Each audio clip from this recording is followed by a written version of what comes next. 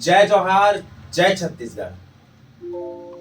जय जवाहर संगवारी हो। आप देख सकत हो हमार पीछे भाई नहीं कहूँ कुछ काबर आप सब जाना था भाई को ने नींबू चाटले के नाम से जो गीत निकले रहे से भाई छत्तीसगढ़ के बहुत जाने माने कॉमेडियन है। और आज MS स्टूडियो पांडातरई जिला कवर्धा के अंतर्गत आते वहाँ बहुत ही सुंदर गीत में भाई के शूट हुए है।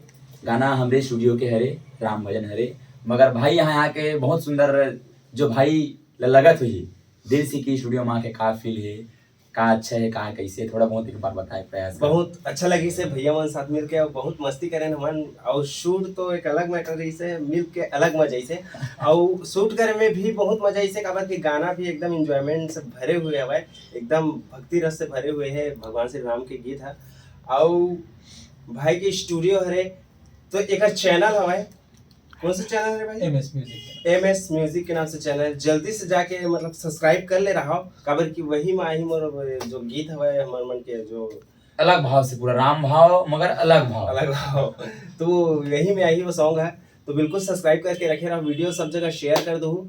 आप मन के आशीर्वाद की जरूरत हवे और कोनो लग गाना रिकॉर्डिंग करवाना हवे तो बिल्कुल आ सकते हो आप मन यहाँ MS स्टूडियो पांडातरई।